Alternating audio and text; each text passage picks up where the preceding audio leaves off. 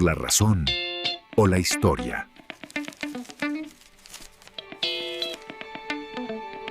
Hola, ¿qué tal, amigos y amigas? Sean bienvenidos, bienvenidas a una nueva edición a Por la razón o la historia junto al profesor Alex Gutiérrez. ¿Cómo está, profe? Muy bien, contento porque ya están los tiempos más bonitos acá en la zona central, hay más calor, la primavera se está notando ya que se está yendo en retirada, así que contento, me gusta esta época del año, aunque de repente el calor es un poquito excesivo, pero... Oiga, perdón que lo interrumpa, Sí. que se pase más bien la idea. Siempre lo presentamos como el profesor guía, puede ser, Sí. de la cripta de O'Higgins. Pero vamos a aprovechar el tiro. Autor de este libro, Chile Sí. en el espejo de la historia, un viaje desde la independencia al presente. También el profesor y autor. Autor, sí, ese fue un libro que, o sea, siempre quise escribir historia de Chile, siempre he sentido que es importante que la gente sepa la historia. Claro. Para entender el presente, como lo hemos conversado en capítulos pasados. Y se me dio la oportunidad, el tiempo para comenzar a escribir este librito. Y creo que quedó bastante presentable. Lo que he leído está interesante. Sí, abarca desde la independencia hasta el presente. De hecho, podríamos decir hasta este año. Abarca el libro, incluso proyecciones sobre lo que podría pasar en relación a los procesos electorales actuales. Así que es una obra. Ojo ahí los colegios. Ojo ahí los colegios, y de hecho está también la versión en inglés, en alemán, en español. La tengo en portugués, pero todavía está ahí guardadita. Pero claro, la idea es que aprendamos de nuestra historia y con un lenguaje ameno, fácil, accesible para todos los lectores. Buenísimo. Pero hoy no vamos a hablar de historia de Chile, profesor. No. Nos vamos a ir a una de las naciones más grandes del mundo, Sí. una de las más influyentes. La más poderosa hasta ahora. Exacto, y como ellos mismos se autodenominan, la nación del mundo libre. La nación del mundo libre. Sí, Exactamente. vamos a hablar de la historia de los Estados Unidos. Yo creo que es interesante saber sobre la historia de Estados Unidos porque nosotros en nuestras cabezas vemos constantemente Estados Unidos. Sí. Por ejemplo, en el cine, en las series, cuando uno analiza, por ejemplo, las películas que ha visto en la vida. La gran mayoría de esas películas y series han sido norteamericanas. O sea, es cosa ver la oferta en Netflix o en estas plataformas streaming.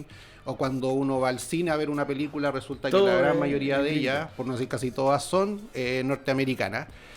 Lo mismo podemos decir en el caso de la música. O sea, cosa de empezar a pensar en los grupos musicales o cantantes que nos gustan, y también nos encontramos con que un porcentaje importante de ellos son de origen norteamericano.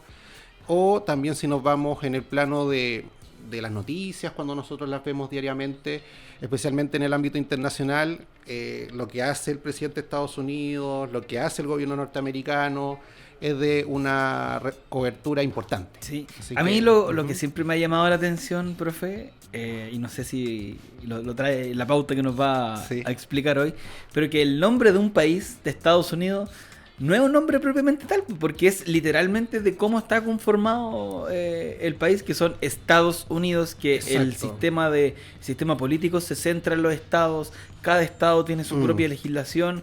Claro. Para mí, viéndolo así en detalle, es curioso que el nombre de un país sea por cómo está conformado, no sé. Sí, tiene un nombre curioso. Una bola loca, pero creo Sí, que tiene sentido igual. Sí, tiene un nombre un poquito neutro, Exacto. ¿cierto? Porque Es como, esto soy yo. este soy yo, este soy Estados Unidos. Claro, si uno revisa y ve los países que existen en el mundo, que actualmente son alrededor de 200, un poquito menos. Ahí, bueno, hay algunos que son... ¿Se reconocen o no? Claro, unos tienen reconocimiento por parte de la Nación Unida, otros no. En el caso de Estados Unidos, claro, el nombre viene a partir de su origen. Claro. Y el origen tiene que ver a partir de una confederación de estados que en su momento se rebelan contra el dominio colonial británico. Entonces, claro, no tiene un nombre, podríamos decir, tan original como podría ser el nombre de Chile. A pesar de que nosotros no sabemos a ciencia cierta de dónde viene el término Chile. Sí, es bien curioso. ¿Ya? Pero sí tenemos un nombre, creo yo, bastante más original. Sí, dice, sin lugar a dudas. Dice más que... Porque seríamos...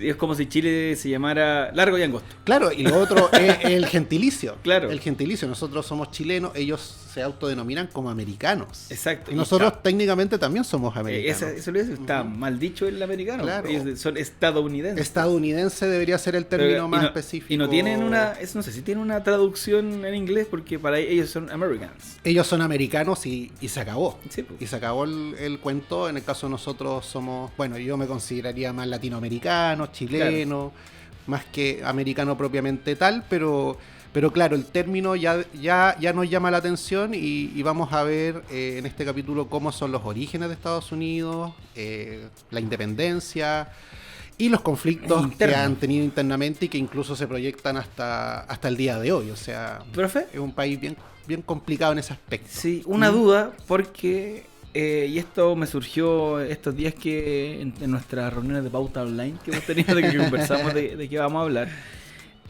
Se habla, y lo hablamos en el capítulo de Carrera, que Carrera viaja a los Estados Unidos. Uh-huh. Estados Unidos ya se llamaba Estados Unidos. Ya se llamaba Estados Unidos desde sus orígenes como país independiente. Perdón, y aquí va mi pregunta. Sí. Porque la independencia de Chile es anterior a la guerra de la Confederación, ¿o no? Sí. ¿Cierto? De la Confederación. Perdón, la guerra civil estadounidense. Sí, es anterior. Claro, porque es ahí era anterior. mi duda de Sí. que todos los estados se juntan, pero ya se llamaba Estados Unidos. Ya se llamaba Estados Perfecto. Unidos. A ver, Estados Unidos nace primero, el territorio norteamericano, al igual que el territorio sudamericano, chileno, era un territorio que previo a lo que fue la conquista y colonización europea, era un territorio ocupado por distintos grupos de pueblos originarios. Perfecto. Ya, ahí están los Sioux, por ejemplo, Sí. los Cheyenne, entre otros pueblos que habitaban en ese espacio geográfico.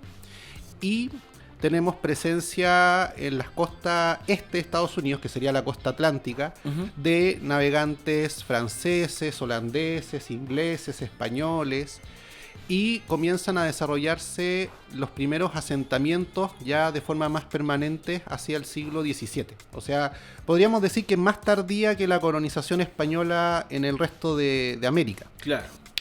Y muchos de estos colonos que llegan a habitar estos territorios comienzan a fundar sus colonias que son relativamente autónomas e independientes entre sí, Ya. entre las distintas colonias que se empiezan a formar en la costa atlántica, pero también son relativamente autónomas en relación al dominio británico. Ya. De hecho, y ahí tenemos, creo yo, una clave importante, desde sus orígenes estas colonias tenían sus propios parlamentos. Entonces, al momento de tomar decisiones más políticas, las decisiones se tomaban precisamente en estos parlamentos que tenían estas colonias. Ya. Ahora, la administración de cada colonia va a variar según los orígenes de estas colonias, Ya. porque algunas nacen a partir de empresas privadas, a partir de compañías que se dedican a la explotación de estos territorios, y otras van a ser más formales a partir de colonizaciones y políticas de conquista de la misma corona británica, que va absorbiendo o va tomando más control sobre estos territorios a partir de estos primeros colonos, por ejemplo los puritanos que llegan a la costa atlántica norteamericana. Así que ya hay desde sus inicios una autonomía administrativa en relación a Londres. Perfecto. Los problemas van a venir, al igual que en el caso latinoamericano, con el tema de los impuestos. También ahí se empiezan a generar problemas en el siglo XVIII, que es un siglo de hartas guerras europeas. Sí. Franceses, españoles, ingleses, holandeses están metidos en conflictos permanentes en el continente europeo. Las guerras son costosas. Hasta el día de hoy. Alguien tiene que pagarlas. Y subamos los impuestos.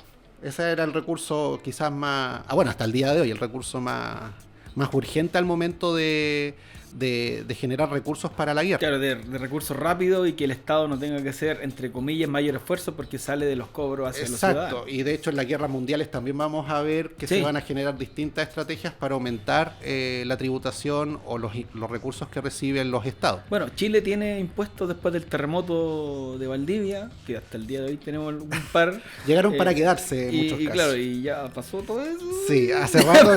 No nos vamos a meter ahí ahora. Claro, pero claro, se generan estos recursos, hay que sacarlos de alguna parte y ahí, por ejemplo, está el tema de la alza de los impuestos y el conflicto que se genera entre Inglaterra y estas colonias es que Inglaterra le comienza a generar impuestos hacia las colonias y las colonias dicen, a ver, si tú me quieres subir los impuestos, estás de cierta forma interviniendo mi derecho de propiedad.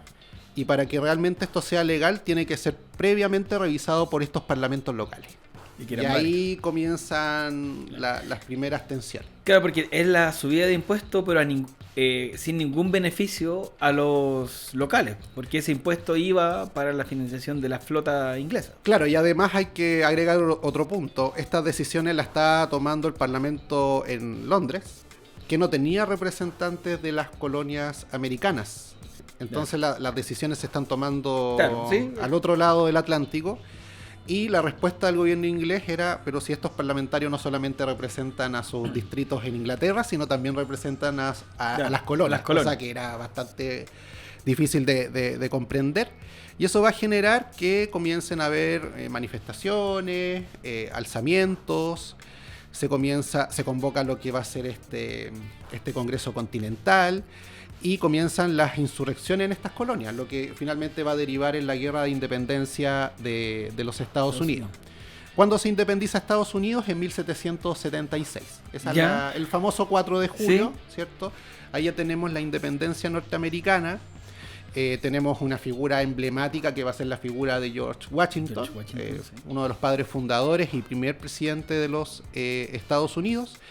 Y ya ahí comienza a construirse este país que, a mi juicio, va a ser una especie de confederación, ¿cierto? Una confederación, se va a redactar una constitución que rige los destinos de Estados Unidos hasta el día de hoy, que, ojo, no es una constitución que se ha mantenido intacta. Claro, ha tenido reformas importantes y para ellos las reformas se le denominan enmiendas. Claro, cuando uno escucha el término las enmiendas, la quinta enmienda, la cuarta enmienda, bueno, se hace referencia específicamente a reformas que se le han aplicado a la Constitución de los Estados Unidos. Entonces, no le manejaba el tema. Pues. Claro, ahí hablamos de las enmiendas, son reformas constitucionales.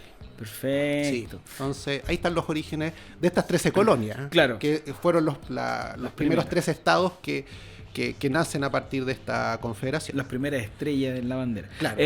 Profe, usted mencionaba el punto de la creación, ¿cierto?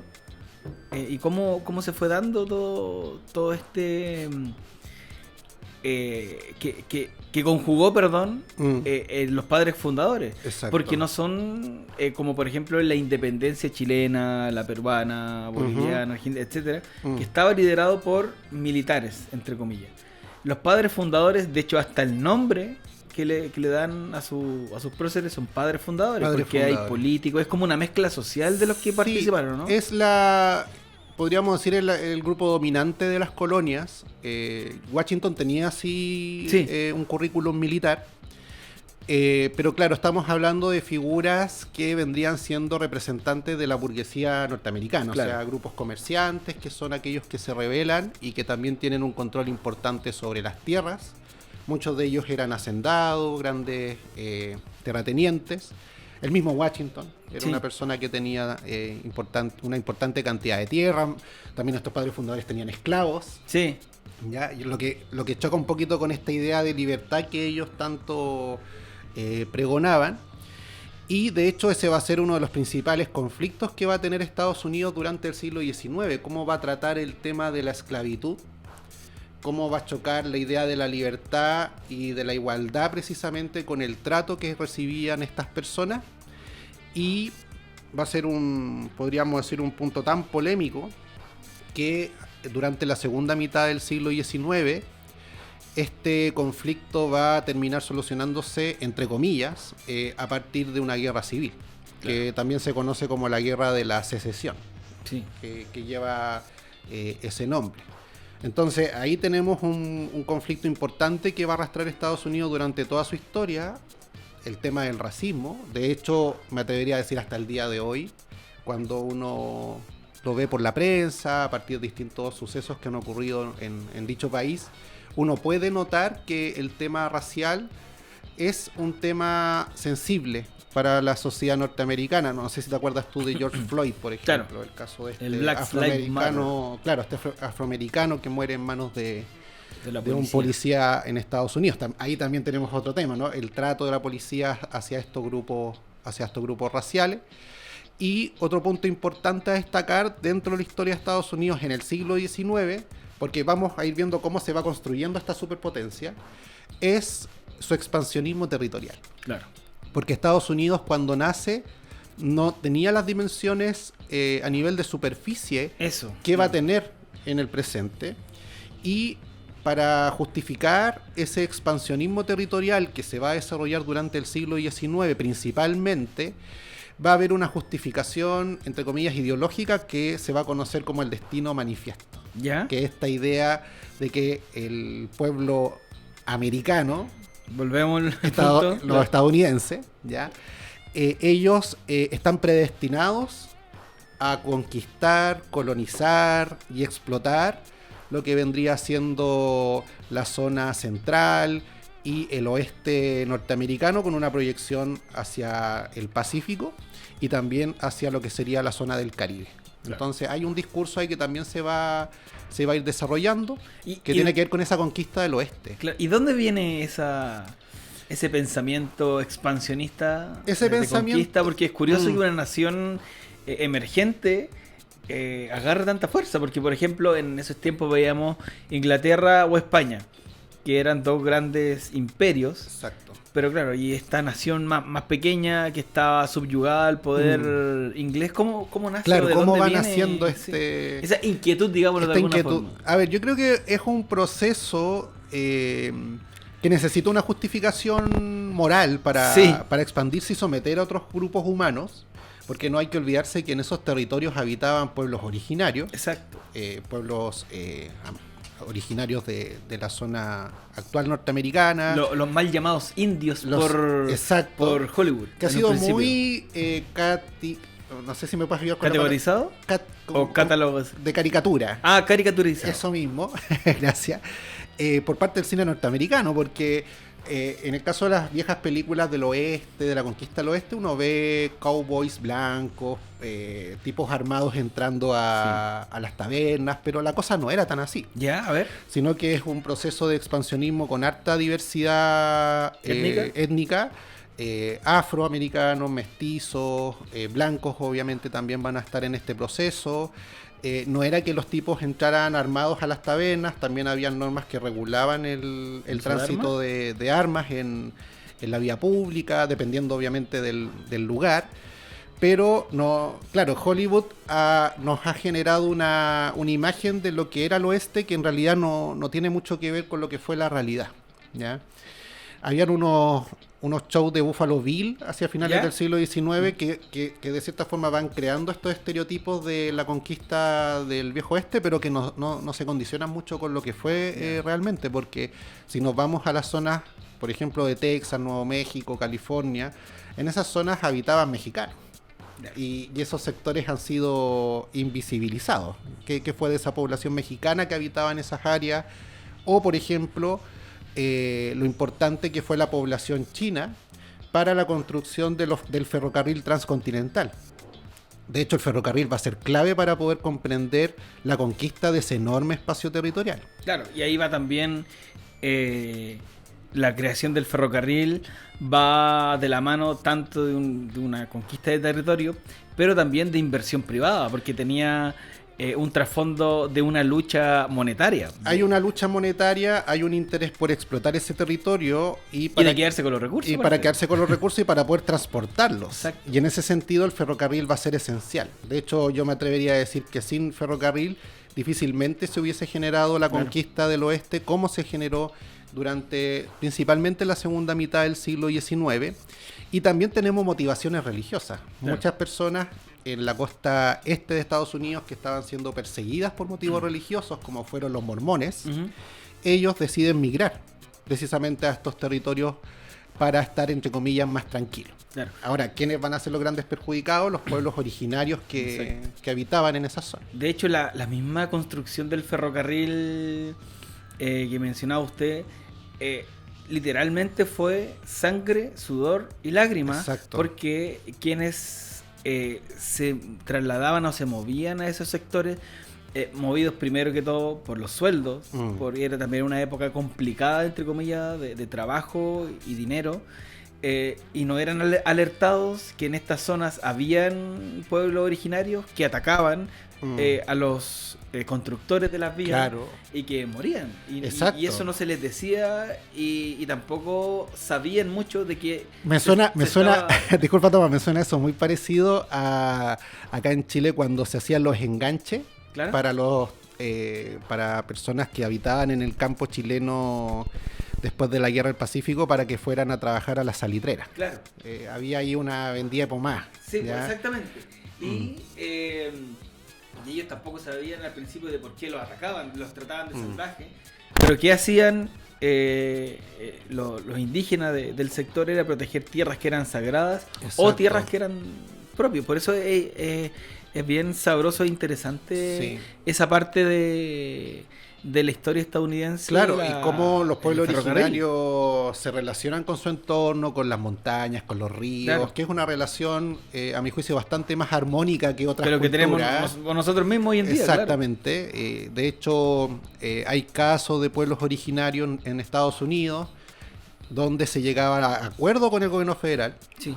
Para que estos territorios fueran, entre comillas, protegidos y pudieran habitar tranquilamente estos pueblos originarios, pero habían casos, si se descubría algún recurso económico que fuera importante para otras personas, se generaba una ocupación de ese territorio y la expulsión de los pueblos originarios. Claro, ahí está el Sendero de las Lágrimas, por ejemplo. Sí.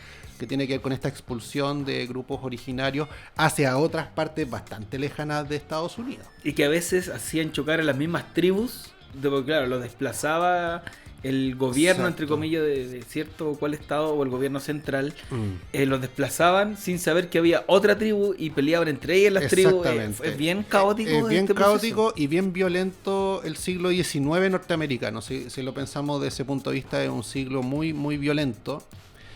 Como yo decía hace un ratito atrás, se produjo la guerra civil en la segunda mitad del siglo XIX, en la presidencia de Lincoln.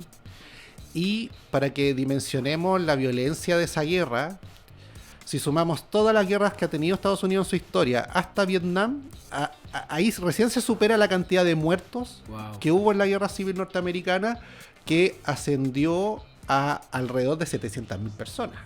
O sea, estamos hablando de una cifra bastante alta para lo que eran los estándares de las muertes en guerras en el siglo XIX.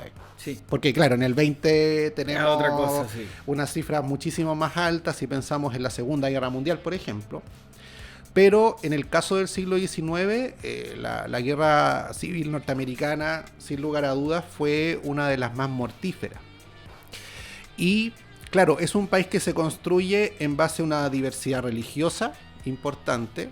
Los padres fundadores no eran tan religiosos, no, eran más deístas, en el sentido de que ellos creían en un Dios creador, pero no era un Dios que interviniera en la vida cotidiana. Sí. Después tenemos un proceso de despertar religioso en Estados Unidos, donde surgen los mormones, aumenta en adherentes las iglesias adventistas, metodistas. Estamos hablando hacia el 1800, donde ahí hay un resurgimiento de la religiosidad. Y además es un país que se ha nutrido constantemente de migrantes. Y eso ha sido algo... Choca con algunos discursos. Choca con muchos discursos. Ahora, esos discursos de rechazo hacia ciertos tipos de migración también es algo que uno, si analiza la historia de Estados Unidos, se ha repetido. Por ejemplo, como lo mencionaba hace un rato atrás, hacia los chinos. El trato que van a recibir los chinos no es el mismo trato que van a recibir migrantes, por ejemplo, de Alemania, que van a llegar también a Estados Unidos después de la independencia, o de lo que sería actualmente la zona de los países nórdicos, donde también se va a producir una migración importante. ¿Cómo llegan los chinos a Estados Unidos, profe? Llegan principalmente, al igual que al No Perú. me voy a decir en barco. Claro, llegan en barco. llegan como el presidente de Argentina, que ellos llegaron en barco. Claro, llegan en barco y muchos de ellos motivados por lo que va a ser, y ojo que también van a llegar migrantes chilenos por la fiebre del oro. Perfecto. Tenemos el descubrimiento de oro hacia 1850 aproximadamente en la zona de California, la fiebre del oro, y eso va a generar que la población de estos lugares crezca notablemente, ¿ya? Producto de este descubrimiento que se hace en esta región.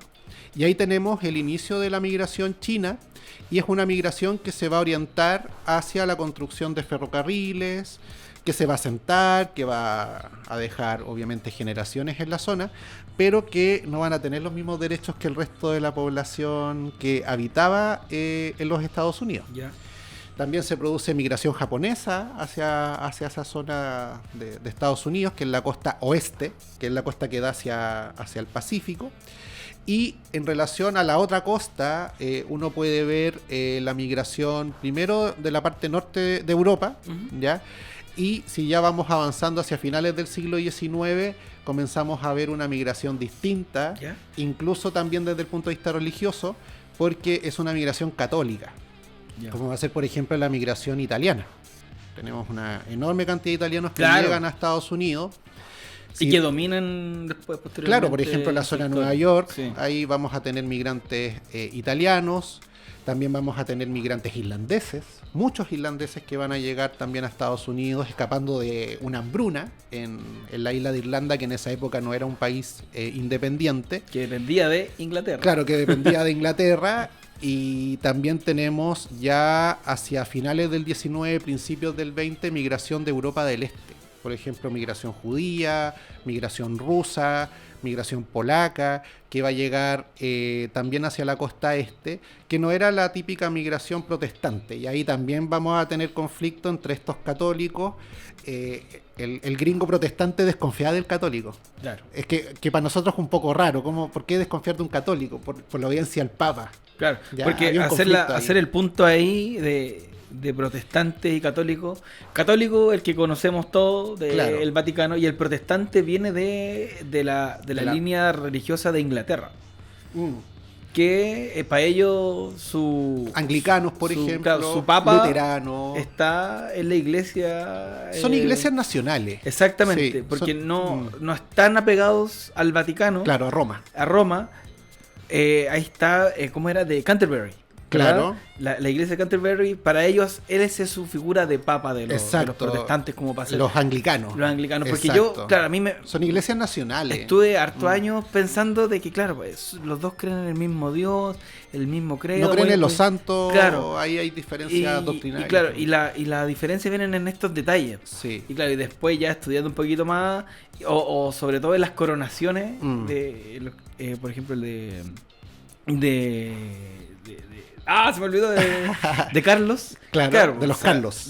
De Carlos viene como Sí. la figura de este gran... Sí, de hecho hay- gran papa, y que claro, es la iglesia de Canterbury. Son iglesias nacionales. De Exacto. hecho, en Noruega también hay una iglesia nacional, en Suecia, en Dinamarca. Son iglesias protestantes donde la cabeza de estas religiones son el rey, Exacto. el obispo, ya respectivo. Y a esos grupos también hay que agregarle los evangélicos. Sí. Que ellos no se guían por un obispo como un rey, pero sí siguen la Biblia, que es como la base de las religiones cristianas en general. Y en el caso de Estados Unidos se da, claro, esa combinación entre católicos, que son un porcentaje importante de la población hasta el día de hoy, que también se va a ver reforzada por la migración latinoamericana, y los protestantes, que son distintas denominaciones religiosas que forman parte de Estados Unidos. De hecho, como dato, el primer presidente no protestante en Estados Unidos fue John F. Kennedy, era católico. Perfecto. Pero no es lo común. Joe Biden también era de religión católica. Y hay un tema que nosotros lo podemos ver en las series, en los, no sé, ¿Qué puede ser? Las películas, que siempre que hablan de religión y van a la iglesia, no es una iglesia católica, son cristianos, ¿verdad? Exacto. Y esto, los cristianos, lo que nosotros conocemos como evangélicos, ¿cierto? Exacto. Ahí está. Sí, denominación evangélica, los metodistas, por ejemplo, que también en Chile son un porcentaje... Porque no sé, yo lo primero que, no sé, Padre de Familia, en la serie Padre de Familia, no, perdón, American Guy, ¿Ya? que van a la iglesia y uno piensa que va a haber no, son iglesias cristianas. Exacto. Son... Y los afros tienen sus propias iglesias Exacto. cristianas.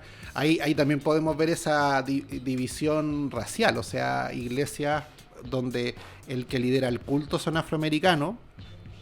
Y claro, los afroamericanos finalmente deciden ir construyendo o desarrollando sus propias iglesias debido al tema también de la separación, ¿ya?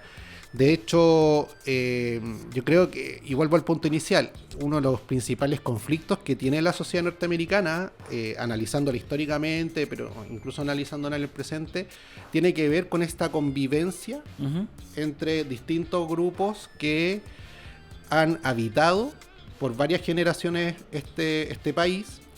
Y la pregunta del millón es cómo se genera ahí un equilibrio entre estos distintos grupos, ya sea a nivel de orígenes, pero también a nivel religioso, de las potencias mundiales o de los países poderosos que uno ve en el mapa. Estados Unidos es un país más religioso que el promedio ya de estos países, por ejemplo, no sé, Inglaterra, Francia, que son países más laicos, si los queremos denominar así, o el caso de Alemania. Entonces ahí tenemos un tema, y también cómo en muchos casos estas diferencias de grupo han generado problemas de violencia no menores, ¿ya? Ahora, yo creo que el tema de los afroamericanos es un tema ahí que da para tirar la línea larga, porque, a ver, tenemos la famosa guerra civil que se genera entre el norte y el sur. Allí también uno puede analizar que habían, entre comillas, dos Estados Unidos. Eran los confederados y los Estados Unidos. Y los Estados, claro. Claro, tenemos los Estados Unidos que vendrían para el periodo de la Guerra Civil, estamos hablando 1860, 61, 62. Tenemos los estados del sur que tenían leyes donde se permitía la esclavitud. Claro. Pero, antes que avance, porque me parece interesante, profe, solo hacer un punto de ¿por qué se inicia esta guerra civil? ¿Por qué se inicia esta guerra? Bueno, tenemos problemas desde antes de la guerra. Tenemos un norte que se está desarrollando industrialmente. Estamos en la revolución industrial. Un norte bastante más moderno, más pujante. Norte, los llamados Estados Unidos, ¿cierto? Claro, estados del norte podríamos decir de Washington hacia arriba. Perfecto. Ya, Nueva York, New Jersey, Massachusetts, por nombrar algunos estados del norte, que tenían podríamos decir, una economía diferente a la del sur. El sur, una economía rural. Y sur, confederados. Los confederados, claro, las Carolinas, Florida, Alabama, Texas, Mississippi. Todo el campo. Toda la zona más rural de Estados Unidos de la época, donde la base económica era agraria. A base también de esclavos. A base de esclavos, o sea, los orígenes de la economía norteamericana, incluyendo el norte, es en base a una economía esclavista. Sí.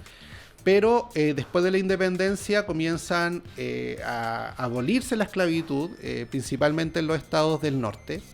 Y el gran dilema de esas primeras décadas de Estados Unidos es si los estados que se van a ir creando a medida que este país se va expandiendo territorialmente van a ser estados esclavistas o no. Y el criterio es que se van a ir alternando. Uno esclavista, uno no esclavista. Ahora, los temores se dan para los esclavistas cuando sale electo precisamente Abraham Lincoln. Porque Lincoln, primero, viene de un partido nuevo. Un partido que no tenía mucha trayectoria hasta ese momento, pero que todavía existe. ¿Ya? No sé si sabes tú, Tomás, de qué partido era Lincoln. No. Republicano. Era el partido republicano. Y los republicanos eran los antiesclavistas, desde el punto de vista político, a diferencia de los demócratas. Ya como que ahora es distinta la orientación, ha ido mutando la cosa. Y apenas sale Lincoln, lo que hacen los estados del sur es separarse de la Unión. ¿Ya? ¿Ya? Ahora, paréntesis, algo muy llamativo de Estados Unidos es que, así como acá en Chile hay muchas calles o plazas que se llaman Arturo Prat o Bernardo Higgins, allá es Lincoln. Incluso claro. más que Washington. Sí. Y una vez tuve la oportunidad de estar en Washington, muchas cosas de Lincoln, y me hice la pregunta del millón: ¿por qué tan importante es Lincoln para los norteamericanos, considerando que en su gobierno hubo una guerra civil, una guerra muy violenta, como lo conversamos recién? Y tiene que ver con que él a toda costa mantuvo la unidad del país. Yeah. O sea, evitó quizás la desintegración de Estados Unidos. Sí. A partir de lo que fue la violencia, obviamente fue una guerra, pero se evitó la desintegración de esta confederación. Entonces tenemos la elección de Lincoln. Lincoln rechaza la idea, él dice: no está permitido, según la Constitución, que los estados se separen. Usted entra y no sale. En pocas palabras, así funciona esta federación. Y el norte... Claro, porque si se separara, sería como una independencia. Claro, una independencia. De hecho, tenían su propio presidente en el sur. Era un Estados Unidos versión 2.0, esclavista, eso sí. Y tenemos esta guerra violentísima, donde la estrategia del norte fue asfixiar primero la economía del sur, bloqueando sus puertos, porque ellos tenían salidas también por lo que sería el Golfo de México. Claro. Nótese, Golfo de México. Que lo quieren cambiar. Claro que lo quieren cambiar. Un señor lo quería cambiar de nombre. De hecho, lo cambió.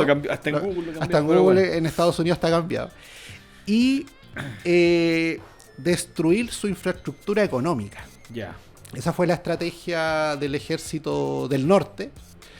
Y finalmente se terminó por encerrar al sur, hasta que el sur se dio cuenta de que era inviable mantener una resistencia importante, y de hecho se genera la ocupación del sur por parte de estas tropas del norte. Dejan de operar los gobiernos de los estados del sur, una cosa bastante... O sea, genera una ocupación militar, claro, propiamente sí. tal.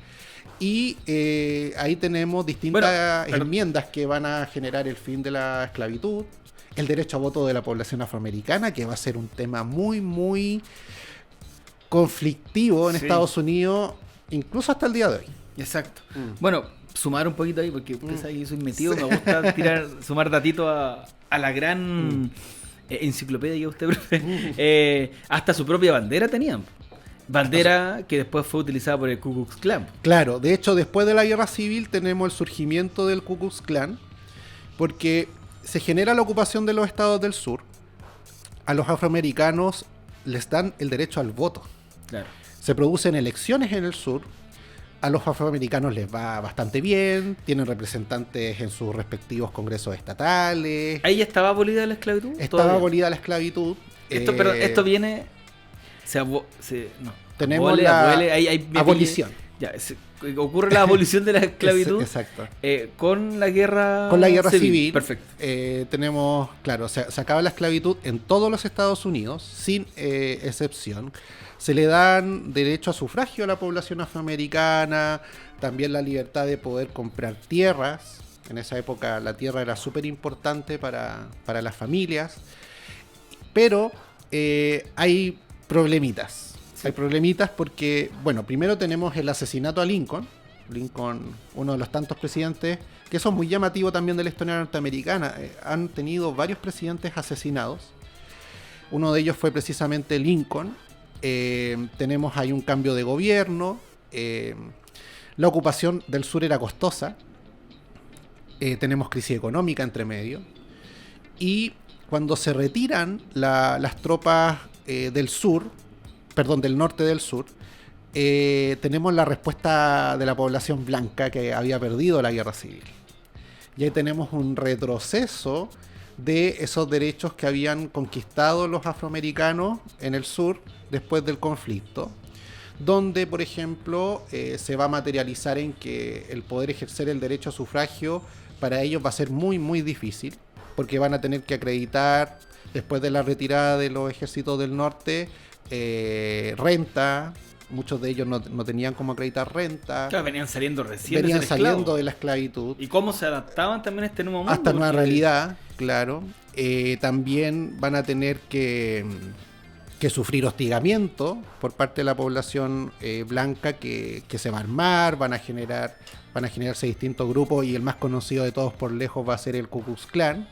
Así que va a haber un hostigamiento importante hacia la población afroamericana y ahí tenemos un punto bien relevante para entender ese proceso de apartheid que se genera después de la guerra civil, que son las leyes Jim Crow.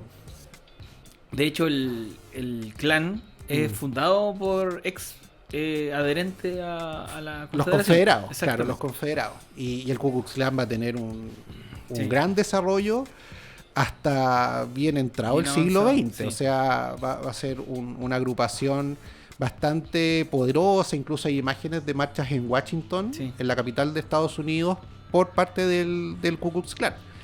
Entonces ahí podemos ver cómo va a haber un retroceso de estos derechos que inicialmente se le concedieron a la población afroamericana, que los pudo disfrutar poquito, ¿ya? Cuando podríamos decir hay un brotar nuevamente por parte de esta población afroamericana para conquistar los derechos, por ejemplo, el sufragio o terminar con este apartheid que ellos sufrían, con lo que fue la lucha por los derechos civiles. O sea, recién... Hartos años después. Muchos años después. Muchas décadas después. O sea, pasadita a la mitad del siglo XX, vamos a ver ahí figuras como Martin Luther King, de hecho esa es como la pregunta del millón, ¿no? ¿Cuáles eran las demandas de estos movimientos afroamericanos? Por ejemplo, el derecho a sufragar. Claro. ¿Ya? Y ahí tenía el I have a dream. Claro, ahí tenemos el discurso de Luther King, quien era un pastor, porque ahí también conectamos el tema religioso. Sí. También tenemos Malcolm X, que tenía una visión un poco más radical. Sí. Él decía que la población afroamericana tenía que estar completamente separada de lo blanco y fundar su propio estado. Era independentista separatista. Claro, era más sesionista, sí. Un afrosesionista. Y ya en el año 1964, o sea, prácticamente un siglo después de la guerra civil, tenemos estas leyes que van a generar una cierta igualdad a partir de una segregación que se había mantenido, por 100 años con la ley Jim Crow. Sí, porque ¿ya? Usted lo que nos menciona de que se acaba la esclavitud y todo, pero existían los pupitres en colegios para gente de color. Claro, colegios segregados totalmente. Los autobuses también con asiento designado. Los baños eran también... Los baños, las fuentes de agua. Era todo separado. Las bancas de las plazas. Así que ahí hasta qué punto eran libres, porque claro, no eran esclavos, pero sí estaban segregados con los derechos. Habían estados donde estaba prohibido el matrimonio, entre comillas, interracial. O hasta reuniones sociales de mezcla. Prohibido, ¿sí? O habían estados donde, y estoy hablando después de la guerra civil, estados donde la población afroamericana simplemente no podía comprarse una casa en otro barrio porque estaba prohibido arrendarles o venderles propiedades a los afroamericanos. O sea, solamente para población blanca. Claro, lo que tú me comentas de las micros, ¿cierto? De los autobuses. En Montgomery, por ejemplo, que ahí tenemos el caso de esta señora que no se quiso... parar de Rosa Parks, claro, no se quiso cederle el asiento a un blanco, ¿ya? Y ahí tenemos el boicot al transporte público de esta localidad. De hecho, de ahí surge la figura de Martin Luther King, ¿ya? ¿Puedo reinterrumpirlo y añadir un dato? Sí. Porque para complementar lo que usted nos decía de Luther King o de Malcolm X y todo el tema de ya que estamos hablando de que habían todos separados, el tema de la música negra. Claro. Que también es un factor influyente, claro. O un poquito más atrás, de los banjos, de sistemas de percusión, de por qué se les relaciona con este tipo de instrumentos. A mí me gusta también la música. Y claro, esto lo empecé a investigar porque me gusta mucho el hip hop, el soul, etcétera. Música negra. Claro. Y de cómo empezaron a crear música. Y claro, y ahí te explica que los primeros instrumentos a lo que la gente afroamericana tuvo eran instrumentos porque venían de las iglesias. Y las iglesias cristianas tenían estos instrumentos, y bajo estos instrumentos se empieza a abrir el soul, el jazz, posteriormente, y ahí me voy a adelantar un poquito la historia, pero vamos a volver solo para hacer este punto de la música. Después la población afroamericana empieza con el rap, el hip hop, la cultura más urbana, y que dice, claro, era población pobre, pero cómo tenía acceso a tornamesa, a parlante y todo, y ahí vino de por la iglesia. De la iglesia y del apagón que hubo en Nueva York y que hubo saqueos, y de ahí se empiezan a hacer con tocadiscos, tornamesas, pero vamos a hablar después de eso. Pero y la revuelta de la población afroamericana. Yo me acuerdo hace poquito nomás, cuando fue asesinado James Floyd, hubo una revuelta no me acuerdo bien la ciudad donde muere él, pero claro, vemos esas explosiones sociales. Hace un tiempo atrás me acuerdo, veía imágenes sobre una especie de estallido social que hubo en la ciudad de Los Ángeles, principio de la década de los 90, o sea, un nivel de violencia tremendo. Lo que, insisto... Perdón por haberlo interrumpido de esa manera, pero creo que pegaba el tema de la religión. No, y en la música norteamericana, el rap norteamericano, tú puedes ver también esas tensiones raciales con la población afroamericana, pero también se han sumado otros grupos a habitar Estados Unidos. Y ahí está el caso de nosotros los latinos. Claro. Y ahí también tenemos otra historia muy interesante. Pero para volver a lo que está hablando usted, profe, perdón, ¿no? Ya, volvamos al tema de la segregación que estaba. Claro, a otra cosa muy llamativa que por lo menos, bueno, yo tuve la fortuna de ir a Estados Unidos varias veces. Mi mamá vivió allá un tiempo, en Nueva York. Y, por ejemplo, acá en Chile tú notas diferencias de barrios según el ingreso monetario. Sí. En Santiago está muy marcado, las comunas. Casi hasta delimitado. Claro, o sea, el PIB per cápita, como se le llama, está muy conectado por la comuna donde tú vives. ¿Ya? En el caso de Estados Unidos, especialmente en las zonas urbanas, tú notas que, claro, está el tema económico, obviamente, pero está el criterio racial. Sí. O sea, los barrios están muy marcados según la población. Por ejemplo, en el Bronx te vas a encontrar con más población afroamericana. De hecho, está el barrio latino. Está Harlem, por ejemplo, en Manhattan. No son los Globetrotters. Claro, nace a partir de la presencia latina, puertorriqueña, muy, muy potente en ese barrio, en la década de los 60. En el caso por ejemplo, de mismo Manhattan, tú te encuentras con el barrio chino. Sí. De hecho, es heavy porque uno entra y está la primera lamparita y se marca todo el... Y tú ves puros chinos, locales chinos... Y se llama Chinatown. Chinatown, claro. Está el barrio italiano, que cada día es más pequeñito, pero claro, ahí también tú notas la presencia... La Little Italy. Claro, la pequeña Italia. Están también los barrios donde viven los latinos actualmente, por ejemplo. Está la de los judíos ortodoxos. La de los judíos, muchos judíos en Nueva York. Pero claro, está esta segmentación. Son como cúpulas al final. Claro, de acuerdo a... Y también para los blancos gringos, ¿ya? O sea, tú vas notando esa diferencia. Cerca del Central Park, por ejemplo, están los más ricachones, ¿ya? Que en general son... El valor ahí del arriendo. Claro, y hartos chinos se han metido últimamente a comprar penthouse en Manhattan. Entonces, claro, tú vas notando todas esas diferencias también en otras ciudades como Washington... Filadelfia, ¿ya? Donde tú puedes notar la diferencia del barrio a partir de criterios raciales. Claro. Se nos fue ahí. San Francisco. San Francisco es como un poquito, yo creo que está un poquito más revuelto, pero con demasiada también presencia latina. Sí, mucha presencia latina, especialmente mexicana y centroamericana, porque eso también es importante notar cuando uno piensa en la migración de latinos hacia Estados Unidos. No es que todos los latinos de todos los países estén mezclados, sino que dependiendo de la zona geográfica hay una mayoría de ciertas nacionalidades por sobre otras. Por ejemplo, hacia lo que sería la frontera mexicana y lo que fue territorio mexicano, Texas, California, ahí tú notas una enorme presencia mexicana. De hecho, la población mexicana en Estados Unidos es gigante. Es brutal, estamos hablando casi 40 millones de personas, o sea, es impresionante. La otra vez escuchaba un podcast de comedia, imagínate, comedia de humor, y que los mismos conductores decían, uy, si vuelven todos los mexicanos no nos queda espacio no nos queda país donde recibirlos. Claro, no habría espacio para recibir a toda esa población. Pensemos también en la migración centroamericana. Claro. Muchas economías centroamericanas, estoy pensando en Guatemala, por ejemplo, en El Salvador. Esos países, sus economías en parte dependen de las remesas que le envían sus familias. Exacto. Precisamente de los Estados Unidos. Entonces ahí tenemos un movimiento de dinero no menor, también hacia México, hacia Cuba. ¿Ya? Uno puede ir notando precisamente cómo se van generando estas conexiones, y que la migración latina es bastante antigua, ¿eh? Eso sí. También es otro, no es un proceso que se haya iniciado en la década de los 80, 90, sino que es un proceso que se inicia, bueno, primero partiendo por los mexicanos que vivían en ese territorio que después fue conquistado por Estados Unidos, los chicanos, ¿ya?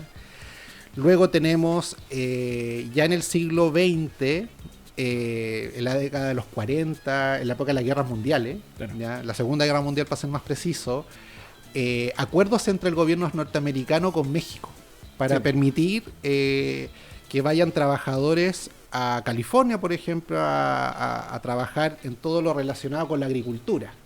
¿Ya? La mano migrante se necesitaba mucho en esa zona. Después se cierra ese grifo, y ahí tenemos una contradicción legal. ¿Ya? Desde el punto de vista legal, las empresas no podían contratar a un ilegal, a un inmigrante indocumentado, como se le llama allá, pero el indocumentado tenía prohibido trabajar. O sea, hay una contradicción rarísima. Y esa configuración rarísima va a hacer que muchos migrantes que antes iban y volvían hacia México, finalmente se terminen por asentar en Estados Unidos.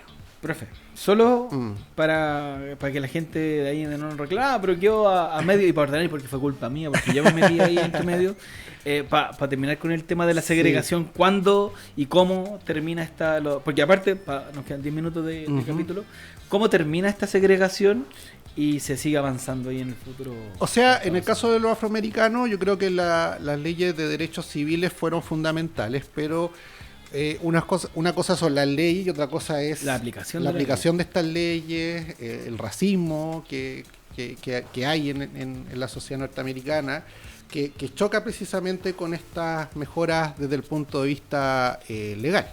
O sea, técnicamente no hay discriminación legal ya desde 1964, pero si uno analiza las tasas de pobreza, las tasas de criminalidad, claramente ahí los principales perjudicados son con la población mayoritariamente carcelaria en Estados Unidos, en comparación con otras poblaciones, es la afroamericana. Entonces hay ahí un elemento, podríamos decir, de larga duración. Y en el segundo segmento, creo yo, de población que ha sufrido una discriminación importante, aparte de la población asiática, ya como los chinos que lo comentamos un rato atrás, o los mismos japoneses para la Segunda Guerra Mundial que fueron recluidos. Sí, de hecho le hicieron su propio apartheid. Claro, estuvieron recluidos en campos considerando las proporciones, claro, en campos de prisioneros, y era población japonesa que había nacido en Estados Unidos. Claro, de hecho había muchos que nunca habían ido a Japón o a China. O a lo mejor no sabían ni japonés. Claro, y tenían rasgos, claramente, y de hecho pasó, hay testimonios, el History Channel tiene, etcétera. Nat Geo, etcétera, tienen documentales que dicen yo era de Vietnam, yo era chino y estaba todo ahí solo, y eso es la discriminación solo por tener, entre comillas, los rasgos asiáticos, o como le denominaban o hasta el día de hoy de una manera despectiva, los amarillos. Exactamente, y en el caso de la migración latina nosotros vemos precisamente también discriminación. Ahora, la población latina es un motor esencial para la economía norteamericana, eso no se dice mucho. Si juntáramos a todos los latinos que viven en Estados Unidos, a nivel económico de lo que ellos producen, equivaldría a que si ellos formaran un país, serían la quinta economía del mundo, incluso más grande que la India. Imagínese. Entonces estamos hablando de, y también a nivel de crecimiento económico, Producto Interno Bruto, los latinos crecen más económicamente que otras poblaciones como la blanca de Estados Unidos. ¿Ya? Entonces el aporte latino ha sido esencial para el desarrollo de Estados Unidos en las últimas décadas. Y me quiero ahí para ya ir cerrando el círculo sobre la migración. Sí, porque usted se desvía. Claro, de repente nos vamos para otros lados. Le echo la culpa a él. Pero, claro, tenemos los mexicanos, en los 60 tenemos la migración puertorriqueña, los cubanos, ya que van a ser también un componente muy importante latino en Estados Unidos, y ya A partir de la década de los 70, 80, con las guerras civiles en Centroamérica, tenemos los salvadoreños, como hablamos recién, guatemaltecos que llegan también al país del norte. Y ya 90, 2000 tenemos ya migración que se va a ir sumando también a la que hemos hablado, sudamericana, colombianos y últimamente venezolanos, que bueno, como en el resto del continente hemos visto un proceso migratorio gigantesco, un país de casi 30 millones de habitantes que se fueron 7 millones, ¿ya? Y que, claro, tenemos migración acá dentro de América Latina, pero también migración venezolana apuntando hacia el norte. Profe, en honor al tiempo también, para explicarlo con detalle y todo, ¿cómo Estados Unidos, de ser esta nación que era una colonia de Inglaterra, que fue superando sus problemas internos, que le costó sangre también, que ha vivido este tema racial, cultural, donde viven muchas etnias, ¿cómo llegó a ser la potencia mundial que es hoy en día? Esa es la pregunta del millón, ¿no? Exacto. Esa es la pregunta del millón. Yo creo que hay un tema geográfico también. Las guerras mundiales se dieron en lugares lejanos. Sí. La geografía norteamericana de Estados Unidos es una geografía que lo aísla de otras potencias. Pensemos que arriba en el norte tiene a Canadá, un país bastante inofensivo, sí. ¿Ya? En el sur está América Latina. De hecho, se burlan mucho de Canadá. De los canadienses, claro. Ahora es un país notable, Canadá, un país riquísimo en recursos naturales, una democracia muy estable, con estado de bienestar. ¿Ya?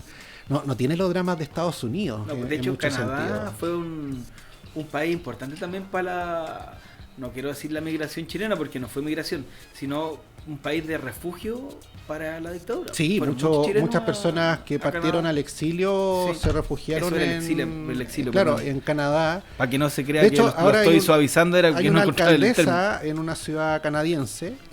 Ahora hace poco que... Creo que era Montreal. Sí, creo que era Montreal. Y claro, es una chilena. Una chilena, y ahí uno puede ver, claro, cómo... que ese es un tema que podríamos ver quizá en otro programa.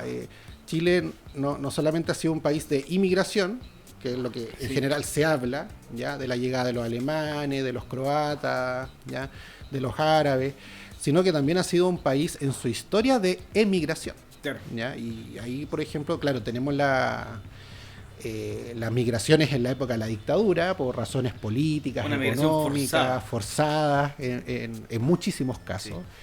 Y muchos de estos chilenos terminaron en Estados Unidos, en Canadá, entre otros lugares del mundo. ¿Ya?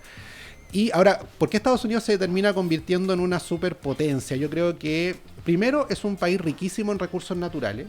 Eso es, creo yo, fundamental para comprenderlo.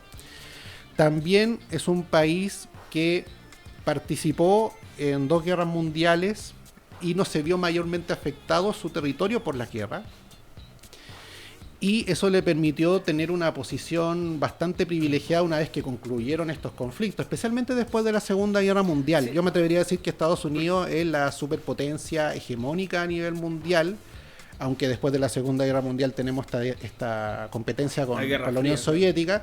Pero claro, ¿cuándo sale Estados Unidos reforzado como un país que pasa a ser la potencia mundial después de la Segunda Guerra Mundial? Sí, porque la primera no tuvo una gran incidencia como en la segunda. De hecho, se aísla. Sí, pues. El presidente Wilson promovió la creación de la Sociedad de las Naciones, que es la ONU actual, ya que bueno, fracasa en su intento por la paz mundial, y Estados Unidos no ingresa a la Sociedad de Naciones. Entonces se aísla después de la Primera Guerra Mundial, y después de la Segunda Guerra Mundial pasa a adoptar una posición más protagónica, que se mantiene hasta el día de hoy. De hecho, como dato, yo quedé un poquito helado con este dato. Para el 2015, Estados Unidos tenía 800 bases fuera del territorio norteamericano en todo el mundo. Entonces, ahí uno puede ver el poder de esta potencia. Y los tienen en países bien... En todo el mundo. Diversos. Una de las más tensas son las bases que tienen en Taiwán. Claro. Por temas... Hasta en Cuba tiene una base. Exacto, tiene en Cuba... Tiene, no sé... En Europa, en cerca Alemania, de China, en tiene España, varias... claro, en Japón, sí, Corea del son Sur. bien estratégicas. Bueno, era en el conflicto de Israel con Irán. No nos olvidemos que Irán ataca unas posiciones en Qatar, O sea, ahí podemos ver, claro, la presencia norteamericana en Medio Oriente es tremenda. En África también hay bases, o sea, en todo el mundo. Claro, y ellos lo tienen como despliegue de misiones. Exacto. La misión tanto... Islas, estoy pensando ahora en la isla Diego García, al sur de la India, en el Índico, ya ahí también tienen una posición muy, muy estratégica, mirando hacia el norte, hacia la India, toda esa zona que da precisamente hacia ese océano. Entonces, claro, es una potencia que tiene una presencia militar a nivel mundial, como nunca en la historia, ¿ya? Y esa hegemonía, creo yo, que esa es la palabra precisa, esa hegemonía la ha intentado mantener hasta el día de hoy y por lo visto China todavía no tiene esa capacidad de despliegue, para qué decir los rusos, pero claro, le ha salido competencia últimamente, aunque yo pienso que la Unión Soviética tampoco tuvo un despliegue que le hiciera ese nivel de collera a Estados Unidos. Yo creo que ellos apelaban más a territorio y donde está centrado su territorio. Claro. Porque la gracia, entre comillas, que tiene Rusia y lo que está haciendo hoy en día es que está tan arriba. Exacto. Es tan difícil llegar a su territorio. Ahí arriba. Pero tiene lo que están explotando ahora, la salida por el Ártico. Exacto. Por eso y se está descongelando por lo demás. Exacto. Y ellos están apostando por los rompehielos. Exacto. Tenían hace poquito 2 rompehielos gigantes y ahora se estima que le miento si le digo un número, por ejemplo, un número 2030, tener una flota de 10-15 rompehielos y que ya le permite hacer lo que han denominado la nueva ruta de la seda marítima. Exacto. Y que abarataría costos, lo haría más rápido y los tendrían ellos como potencia exportadora. Claro, y están ahí mismo al lado de Estados Unidos. Exacto. No nos olvidemos que Estados Unidos está muy cerca de Rusia por el lado de Alaska. ¿Ya? Ahí en el famoso paso de Bering, que lo muy encima de Alaska. Claro, Alaska una ganga. Esa otra explicación. Sí, Estados Unidos ha ampliado territorialmente en base a conquistas militares. Bueno, ahí nuestros amigos mexicanos saben mucho de eso, pero también a partir de compras de territorio, como fue el caso Luisiana, por ejemplo, que se lo compraron a los franceses, que estaban ahí faltos de dinero en la época de Napoleón. Parte de México, profe, también lo compraron, ¿no? ¿O fue como un trato ahí? Algunas zonas de México bien específicas que era para el ferrocarril, ya ahí, porque hacer túneles era medio complicado en el siglo XIX. Hay unas montañas ahí, la Rocallosa, o las Rocosas, como también se le llaman. Y claro, ahí hay unas compras de terreno, pero la mayoría del territorio que fue mexicano fue conquistado. ¿Qué terreno le quitaron a México? Texas, por ejemplo. Texas, Nuevo México, Utah, Nevada, California. ¿Está bien adentrado Estados Unidos hoy día? O sea, se estima que México perdió la mitad de su territorio en manos de Estados Unidos. O sea, estamos hablando de un porcentaje muy... O sea, imagínense si Chile hubiese perdido la mitad del territorio en una guerra. O sea, sería algo, creo yo, una experiencia bastante traumática por lo demás. O a la inversa, de que Chile conquistó a Tarica. Claro, Chile conquistó... De hecho, vamos a hablar en un capítulo sobre cómo Chile se ha ido definiendo sus fronteras, que va a estar muy entretenido por lo demás, porque, claro, los mapas van cambiando y todavía van cambiando. O si uno cree que los mapas son estáticos, no. Es un completo... Ya, entonces... Segunda Guerra. Y ahí empieza ya la potencia, una superpotencia. Porque empieza a prestar plata más encima. Le presta dinero a los europeos para que se reconstruyan. Ahí está el plan Marshall. Pero también para mantenerlos militarmente en su lado tenemos la OTAN, que hasta el día de hoy existe. Claro. Que fue un tratamiento, en el caso de los países europeos, bastante de igual a igual. ¿Ya? Pero si pensamos en el resto del mundo, ese trato es más desequilibrado. O sea, si por ejemplo nosotros estudiamos las relaciones de Estados Unidos con su patio de atrás, con América Latina, nos vamos a dar cuenta que el nivel de diálogo no es tan horizontal, ¿ya? Y de hecho Estados Unidos, después de la Segunda Guerra Mundial, ya en plena Guerra Fría, para mantener ciertas hegemonías en ciertas regiones, va a hacer todo lo posible. Incluso en nombre de esa libertad, ¿no? Que era intervenir en países para que hubiesen gobiernos que estuvieran orientados hacia lo que era la política de Estados Unidos. O sea, los golpes de Estado en América Latina se inauguran en el año 54 en Guatemala, ¿ya? Vamos a ver que, claro, todas esas intervenciones militares que terminaron muchas de ellas con dictaduras, son intervenciones para mantener esa hegemonía de Estados Unidos. Hegemonía política con claro, en Irán también uno puede ver que después de la Segunda Guerra Mundial también hay intervenciones. Bueno, Afganistán, ¿qué decir? Claro, o sea, acá hay una política de mantener a países unidos, de cierta forma, a la política norteamericana, pero en muchos casos sin importar el régimen que se estaba instalando en estos lugares. Claro. O sea, a mí lo que me importaba era que estuviera a mi lado, independiente del sistema que este país X desarrollara, ¿ya? Claro. Y eso de cierta forma se puede ver a toda costa. Claro, con intervenciones importantes. Ahí para que avancemos un poquito más la línea de tiempo, incluso después de la Guerra Fría. No sé si te acuerdas tú de la intervención en Irak, por ejemplo, donde se acusaba a Irak, que tenía una dictadura salvaje, la de Saddam Hussein, de tener armas químicas.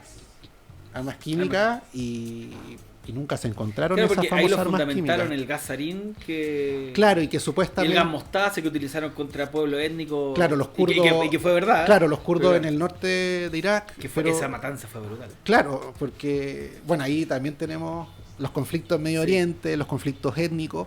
Pero claro, Estados Unidos hace una acusación no muy fundamentada... El Consejo de Seguridad de la ONU le dice que no... ahí estaba Lagos, no sé si te acuerdas tú, que Lagos le dijo que no...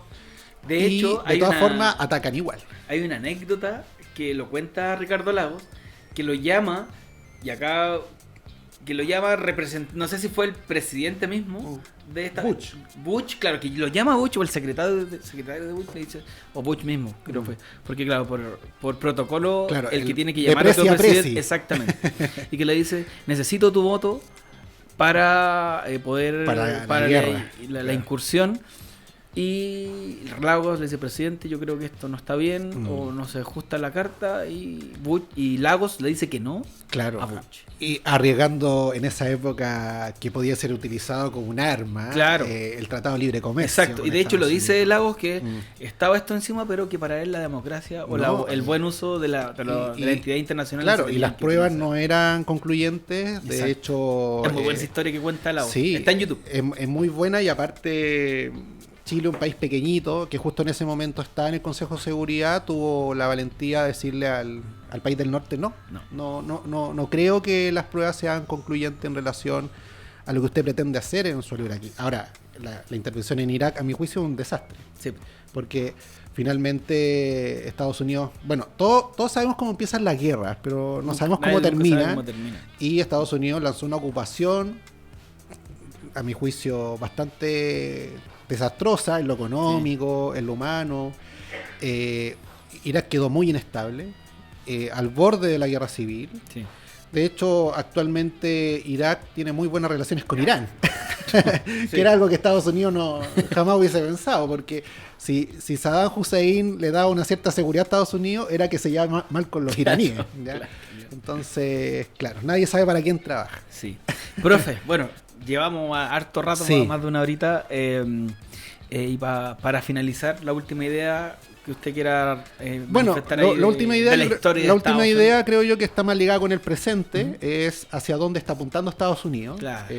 Con la presidencia de Trump hemos visto que Estados Unidos ha relanzado una política bastante agresiva hacia el exterior, bastante solitaria por lo demás. No deja de ser llamativo, por ejemplo, las relaciones que ha tenido Estados Unidos con sus socios europeos, con la OTAN, la relación con Rusia, que ahí no sabemos muy bien esas conexiones que hay entre Putin y Trump. Claro, y una de las más polémicas con Israel también. Con Israel también, que es su principal socio aliado a nivel internacional. Israel, este año viene desde los ataques de Hamas hacia lo que fue Israel en el 2023, si no me falla la memoria, ¿ya? Y este apoyo incondicional por parte del gobierno norteamericano hacia las incursiones de Israel en la Franja de Gaza. Y hasta más que Israel, diría yo, a Netanyahu. Sí, es impresionante el apoyo absoluto, de cierta forma, hacia el Estado de Israel. Porque lo de Trump no lo veo tanto como naciones, sino que personalista. Como personaliza mucho su apoyo. Pero Biden también le dio mucho apoyo al Estado de Israel.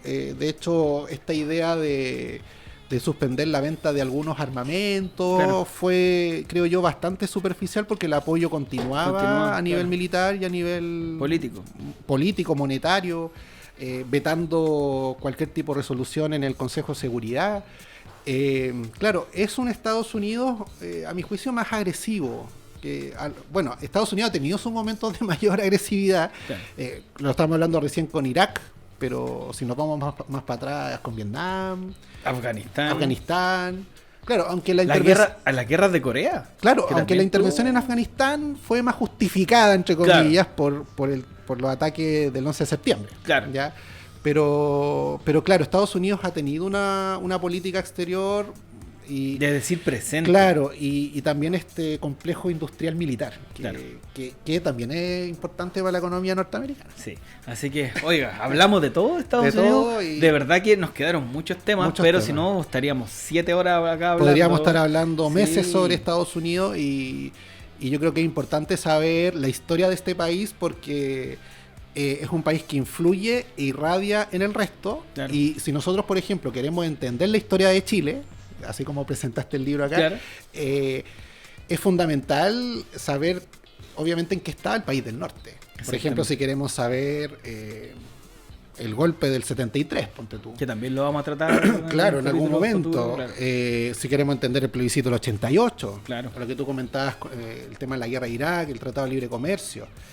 Estados Unidos cumple ahí un rol Preponderante, importante en sí. nuestra política interna, que de Exactamente. repente se nos olvida un poquito ese tema. Sí, que claro, que las decisiones internas también son mirando un poquito hacia afuera. Exactamente, o acuerdos con países vecinos, cuando Desencuentros también. desencuentros con países vecinos, por ejemplo, el tema de Perú, que Exacto. lo vamos a hablar con el capítulo de la frontera, Estados Unidos, o la guerra del Pacífico, Estados Unidos ahí siempre ha estado Un ojito. colocando el ojito y la nariz. Profesor Alex, muchas gracias por estar con nosotros como De siempre, nada por y- la razón o la historia. De nada y contento y que nos sigan nomás. Exacto. Recuerden compartir el link ahí en su historia, etiquetar al profe y si quieren a mí, al Sí. 13. Y si ya llegó hasta acá, cuéntenos qué les pareció y que también les gustaría que estuviéramos hablando acá con el profe Alex. Compartiendo historia y cultura. Exactamente. Ujú. Profe, muchas gracias nuevamente y nos vemos. Y Nos ustedes, vemos. que estén bien. Un abrazo. Chao, Chao. chao.